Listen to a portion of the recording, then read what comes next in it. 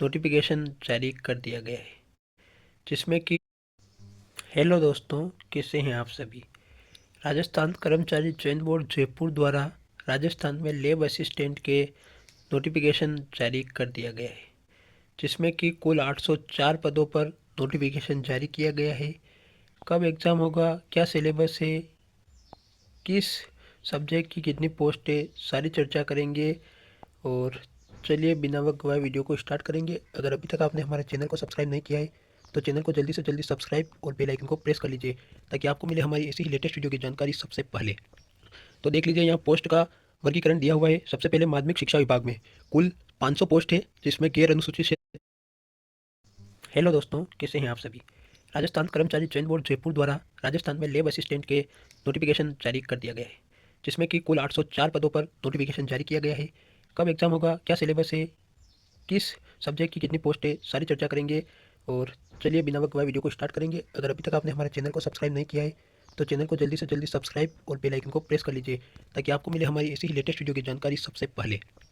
तो देख लीजिए, यहाँ पोस्ट का वर्गीकरण दिया हुआ है। सबसे पहले माध्यमिक शिक्षा विभाग में कुल 500 पोस्ट है जिसमें गैर अनुसूचित क्षेत्र 418 और अनुसूचित क्षेत्र के लिए 82 पोस्ट है जो कि प्रयोगशाला सहायक ग्रेड थर्ड की है। ठीक है, उसके बाद देखिए कृषि विभाग में कुल 32 पोस्ट है। उसके बाद संस्कृत शिक्षा विभाग में 17 पोस्ट है। राजस्थान विधि विज्ञान प्रयोगशाला में 31 पोस्ट है और 31। ठीक है, हम नीचे आएंगे और यहाँ देखिए प्रयोगशाला सहायक 31 है, प्रयोगशाला सहायक फोटो में 2 है, प्रयोगशाला कनिष्ठ प्रयोगशाला सहायक 68 पोस्ट है। ठीक है, इस प्रकार से जन स्वास्थ्य अभियांत्रिकी विभाग में टोटल 18 पोस्ट है और आयुक्तालय कॉलेज शिक्षा विभाग में कुल 136 पोस्ट है जो कि भूगोल विषय के लिए रहेगी। उसके बाद ये पूरा नोटिफिकेशन है, तो ये देख लीजिए। अब हम मेन मेन जो चीज़ें होगी वो इसमें पढ़ेंगे, ठीक है ना। यहाँ अब ये देखिए, आप पदों का विवरण है, ठीक है ना।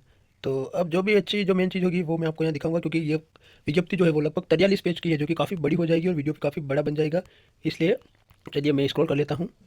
अब यहाँ देखिए, आपको पे मैट्रिक्स लेवल दिया हुआ है कि आपको किस लेवल से आपकी सैलरी मिलेगी। तो इसमें लगभग सभी की सेम है। सिर्फ कनिष्ठ प्रयोगशाला सहायक जो राज्य विधि विज्ञान प्रयोगशाला में उसकी लेवल 5 है, बाकी सब की लेवल 8 ही है, वो यहाँ सैलरी रहेगी।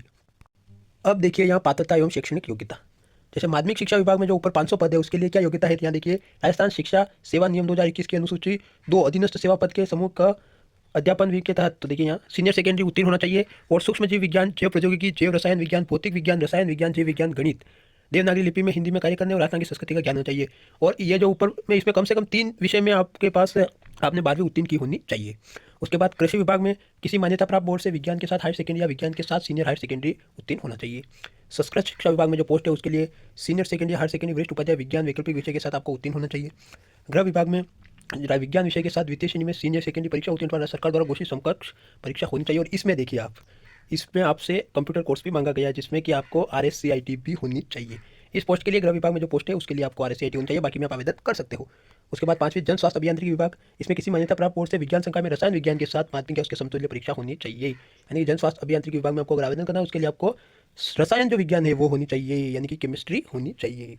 कॉलेज शिक्षा विभाग में देखिए मान्यता प्राप्त बोर्ड द्वारा सीनियर सेकेंडरी भूगोल विषय में पास होना चाहिए। ठीक है, उसके बाद जो व्यक्ति या जो स्टूडेंट अभी पढ़ाई कर रहा है वो भी इसमें आवेदन कर सकता है। उसके बाद अब मेन के आगे है वो हम जान लेते हैं। उसके बाद यहाँ आप आयु का देख लीजिए। आवेदक 1 जनवरी 2027 को 18 वर्ष की आयु प्राप्त कर चुका हो तथा 40 वर्ष का नहीं हुआ हो। यानी कि अगर आप अभी 17 साल के हो लेकिन 1 जनवरी 2027 को आप 18 साल के हो रहे हो तो आप इसमें फॉर्म अप्लाई कर सकते हो।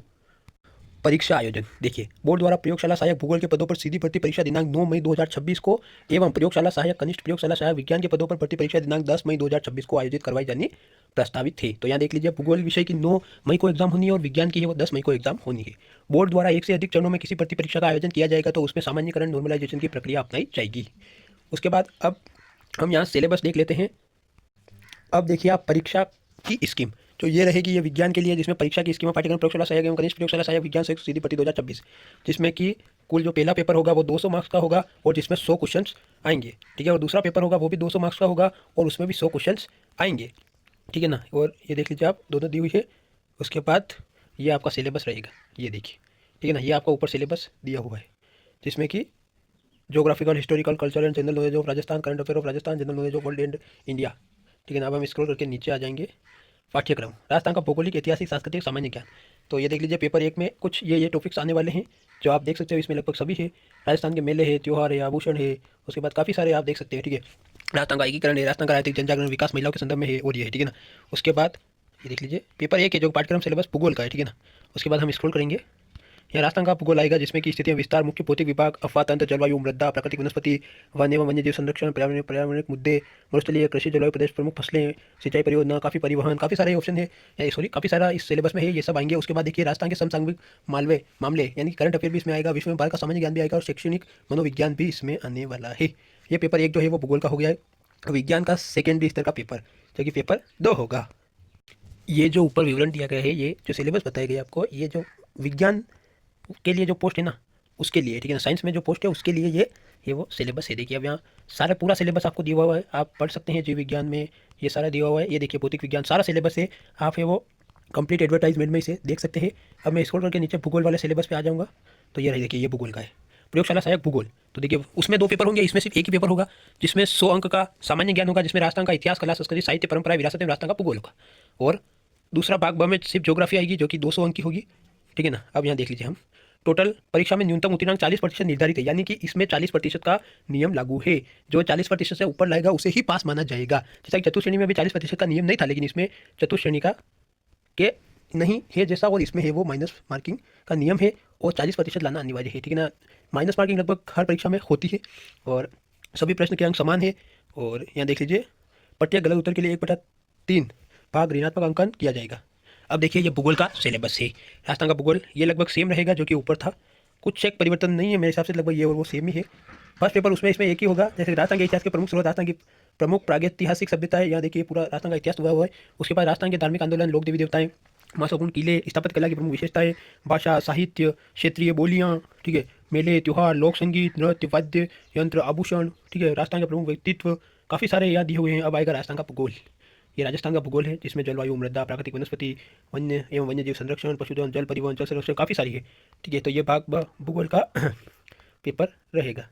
अब देखिए यहाँ भूगोल में और है, देखिए ये सारा सिलेबस है जो कि भूगोल में रहने वाला है, ठीक है। विश्व की जलवायु है, सारा काफ़ी सिलेबस यहाँ रहेगा, तो इसे आपको पढ़ना होगा। तो ये पूरा सिलेबस है